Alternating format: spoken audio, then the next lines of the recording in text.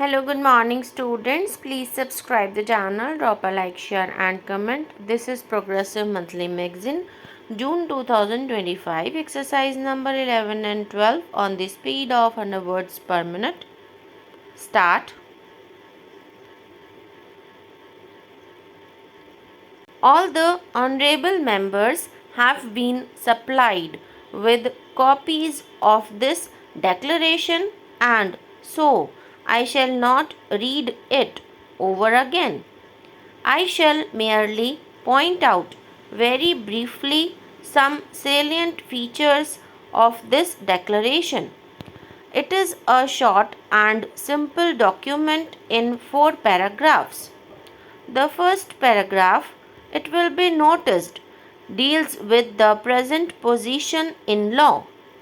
It refers to the British Commonwealth of Nations and to the fact that the people in this Commonwealth owe a common allegiance to the Crown.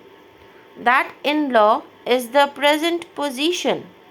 The next paragraph of this declaration states that the Government of India have informed the governments of the other Commonwealth countries that India is soon going to be a sovereign independent republic. Further, that they desire to continue her full membership of the Commonwealth of Nations, excepting the King, as a symbol of the free association. The third paragraph says that the other Commonwealth countries accept this, and the fourth paragraph ends by saying that all these countries remain united as free and equal members of the Commonwealth of Nations. You will notice that while in the first paragraph this is referred to as the British Commonwealth of Nations, in the subsequent paragraph it is referred to only as the Commonwealth of Nations. Further, you will notice that while in the first paragraph there is the question of allegiance to the Crown which exists at present, this question does not arise later because India, by becoming a republic, goes outside the Crown area completely. There is a reference in connection with the Commonwealth to the King as the symbol of that association. Observe that the reference is to the King and not to the Crown. It is a small matter, but it has a certain significance.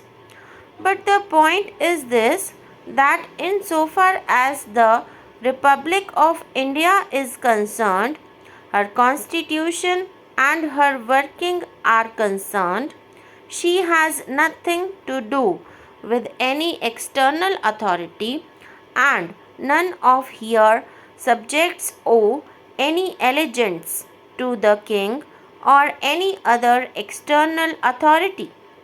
The Republic may agree to associate herself with certain other countries that happen to be monarchies or whatever they choose to be.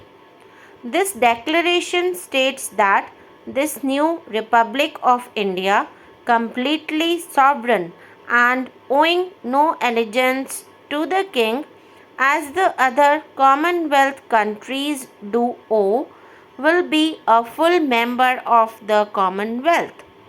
I am placing the declaration before this Honourable House for its approval. Beyond this approval, there is no question of any law being framed in accordance with it. There is no law behind the Commonwealth.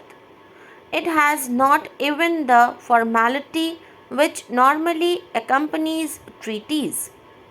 It is an agreement by free will to be terminated by free will. Therefore, there will be no further legislation or law if the House approves of this.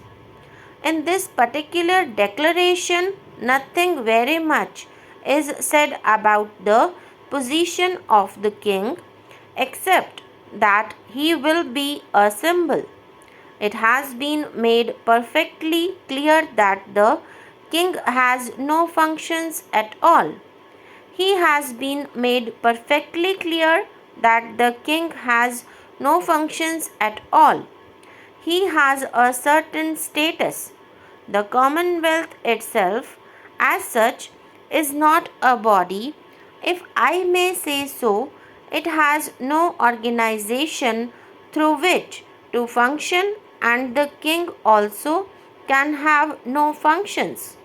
Now, some consequences flow from this.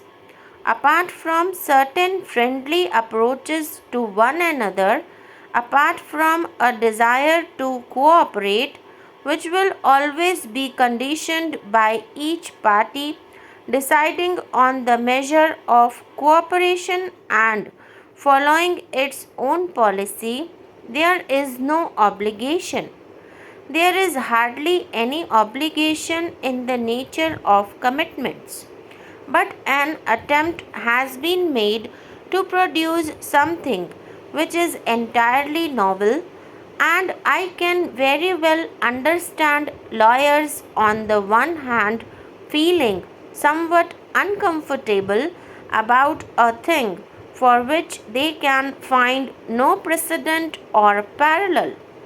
There may also be others who feel that behind this there may be something which they cannot quite understand, something risky, something dangerous, because the thing is so simple on the face of it.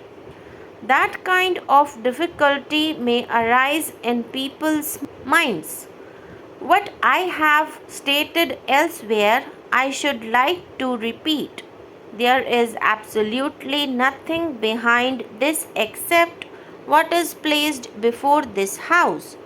I might clear up one or two matters which are not mentioned in his declaration. One of these, as I have said, is that the king has no functions at all. This was cleared up in the course of our proceedings. It has no doubt been recorded in the minutes of the conference in London. Another point was that one of the objects of this kind of Commonwealth Association is now to create a status which is something between being completely foreign and being of one nationality. Obviously, the Commonwealth countries belong to different nations. They are different nationalities. Normally, either you have a common nationality or you are foreign. There is no intermediate stage. Up till now, in this Commonwealth or the British Commonwealth of Nations, there was a binding link which was allegiance to the king.